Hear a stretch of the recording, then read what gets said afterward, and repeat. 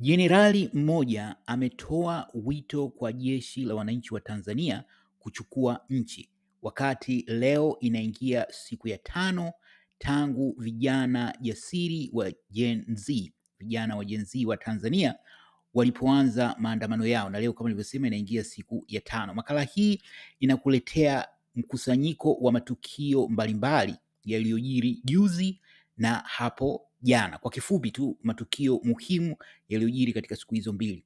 Kama unavyokumbuka, juzi niliahidi kwamba kila siku nitakuwa nikiwaletea mrejesho kuhusu matukio yaliyojiri siku iliyopita. Kwa hiyo jana nilipaswa kuwaletea muhtasari wa matukio yaliyojiri juzi, lakini kama unavyofahamu, jana niliweka video hapa ambayo ilikuwa na ujumbe muhimu kwa Watanzania. Na endapo itakupendeza, baada ya kuangalia video hii, naomba uipitie pia hiyo video niliyoweka jana na uchukue ujumbe uliomo ndani ya video hiyo na kuusambaza. Kwa hiyo tuanze na habari ya kwanza, ni kwamba jenerali mmoja wa Uganda anafahamika kama jenerali mstaafu David Sejusa, ni jenerali maarufu nchini Uganda. Ametoa wito kwa jeshi la wananchi wa Tanzania kufanya jambo la muhimu la kuchukua madaraka ya nchi.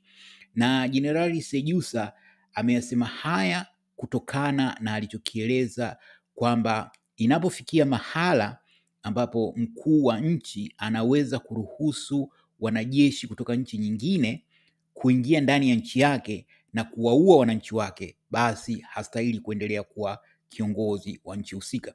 Kwa hiyo jenerali huyo ametoa wito kwa jeshi la wananchi wa Tanzania kuchukua hatua katika kukomesha hayo yanayoendelea, hususan upotevu wa maisha ya vijana wengi, kwa sababu kwa mujibu wa taarifa kuna idadi kubwa ya vijana ambao wameuawa. Hasa wanaoshiriki katika mauaji ni hao wanajeshi wanaodaiwa kuwa wametoka Uganda, na wanaonekana mitaani wakiwa wamevaa magwanda meusi huku wameficha nyuso zao. Lakini pia taarifa nyingine zinaeleza kuwa licha ya hao wanajeshi kutoka Uganda, pia kuna wengine ambao wametoka Rwanda.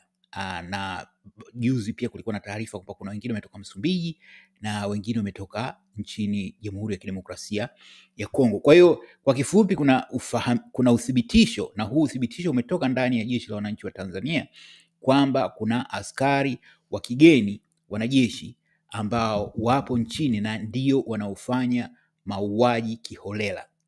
Inakuwa vigumu kutaja idadi ya vifo kwa sababu inaweza kuwavunja moyo hao vijana ambao wanajitoa mhanga kwa ajili ya kulitetea taifa letu. Taarifa nyingine hii ilipatikana juzi kuhusu makamu mwenyekiti wa taifa wa Chama cha Demokrasia na Maendeleo Chadema upande wa bara, Mheshimiwa John Heche. Wakati maandamano yanaendelea, zilipatikana taarifa kwamba hali yake ni mahututi. Na kibaya zaidi ni kwamba jeshi la polisi huko Dodoma limegoma kumpeleka hospitali.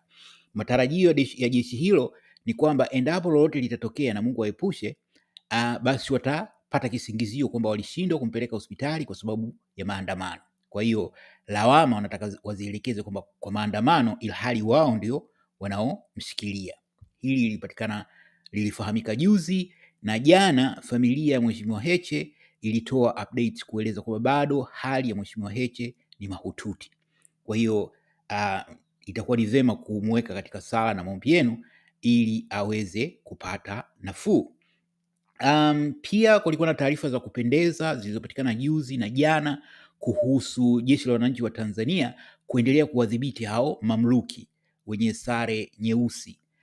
Taarifa zilieleza kwamba baadhi ya hao mamluki waliuawa, lakini taarifa hizo hazikueleza waliuawa wapi na idadi yao ni kiasi gani. Lakini jeshi la wananchi wa Tanzania limeendelea kuwalinda waandamanaji, na kwa hakika limekuwa na msaada mkubwa. Hata hivyo, changamoto imekuwa ni kwamba askari wa jeshi hilo wanawasili mtaani wakiwa wamechelewa kidogo, na baada ya muda jioni wanarudi makambini. Sasa hawa magaidi wanaoua watu ovyo wanatumia muda huo ambapo jeshi la wananchi wa Tanzania wanakuwa wameondoka, na baadaye kurudi asubuhi. Katika muda huo ambao jeshi la wananchi wa Tanzania halipo mtaani, hawa magaidi ndio wanafanya kazi ya kuua watu kiholela. Kwa hiyo pengine itawalazimu askari wa jeshi la wananchi wa Tanzania waweze pengine kukaa usiku kucha kuwalinda hawa vijana. Iliweza kuwa ni jambo gumu, lakini ni la muhimu, kwa sababu bila hivyo kwa kweli idadi ya vifo inazidi kukua kwa kasi, na ni jambo la kusikitisha, lakini pia la kuchukiza, hasa ikizingatiwa kwamba amri ya kuwatoa uhai hawa waandamanaji imetoka kwa rais wao, yani rais wa Tanzania anaruhusu haya yatokee kwa raia wake. Lakini ndiko iko hivyo. Kwa hiyo jeshi la wananchi wa Tanzania linajaribu kufanya hivyo. Hata hivyo, wakati haya yanaendelea, taarifa zinadai kwamba kuna mpasuko mkubwa ndani ya jeshi la wananchi wa Tanzania kwenye uongozi wa juu. Mkuu wa majeshi nafahamu ni Jenerali Jacob Mkunda. Mtu wa pili kimadaraka kutoka yeye ni mnadhimu mkuu wa jeshi hilo. Huyu ni Luteni Jenerali Salum Haji Othman. Huyu bwana ni Mzanzibari. Sasa imefahamika kwamba ndani ya jeshi hilo huyu mtu wa pili ana sauti kubwa kuliko bosi wake, na kwa sababu yeye ni Mzanzibari. Kwa hiyo kimsingi huyu jamaa ndio kama mkuu wa jeshi, yale ya Abduli kwamba ndio mkuu wa idara ya usalama wa taifa. Kwa hiyo hili limechangia sana ugumu wa jeshi la wananchi wa Tanzania kuchukua hatua stahili. Haimaanishi kwamba halitochukua hatua, lakini mpaka sasa hivi kikwazo ni huyu Mzanzibari. Na yeye amri aliyotoa kwa jeshi la wananchi wa Tanzania ilikuwa kwamba wakiingia mtaani wawamwagie risasi waandamanaji, lakini kwa bahati nzuri askari wa jeshi hilo wamekaidi hiyo amri ya kuwaua Watanzania wenzao. Kwa hiyo hiyo ndio hali ilivyo. Endapo kutakuwa na mabadiliko, basi Jasusi TV itaendelea kukujuza kuhusu kinachoendelea.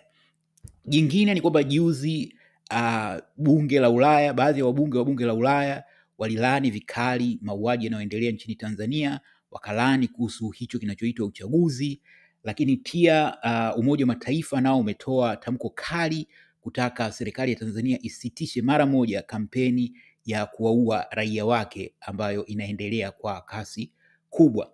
Na pia serikali za nchi mbalimbali, Uingereza, Denmark, Canada, nazo pia zimetoa matamko makali kutaka hatua za haraka zichukuliwe kusitisha hii kampeni ya serikali dhidi ya hao waandamanaji. Kwa hiyo kuna shinikizo kubwa la kimataifa, lakini pia vyombo vya habari vya kimataifa vimekuwa vikiripoti yanayoendelea. Na kwa hakika mtu mmoja ambaye anastahili pongezi ni Maria Sarungi, kwa sababu amekuwa akikusanya taarifa, video, picha. Kwa hiyo hata ukipata, fanya jitihada ya kumrushia Maria, kwa sababu yeye ndio anazisambaza kwenye hizi taasisi za kimataifa. Na hizi ni hatua muhimu, kwa kuwa hawa wote wanaohusika katika unyama huu watastahili kupelekwa katika mahakama ya uhalifu wa kimataifa. Kupelekwa kule kunatarajia sana ushahidi utakaopatikana, na taarifa zinadai kwamba baadhi ya maiti za vijana waliouawa zinachukuliwa kwenye malori na kwenda kutupwa kusikoeleweka, yani kufuta ushahidi. Kwa hiyo hali sio nzuri, lakini haya hatuwezi kuyaongelea sana, kwa sababu kwa upande mwingine inaweza kuwavunja moyo hawa majasiri walioko mtaani ambao wanataka kuikomboa nchi yetu. Kingine ni wengi mmefahamu kuhusu Samia kujitangaza kuwa ni mshindi wa kiti cha urais kwa 98%. Na kwa hakika jana mtandaoni ilikuwa ni kicheko na yani kichekesho kwamba mtu aliyemfunga mpinzani wake mkuu bila aibu anaweza kujitangaza mshindi kwa 98%. Kwa hiyo angalau angekuwa na aibu akasema 75%.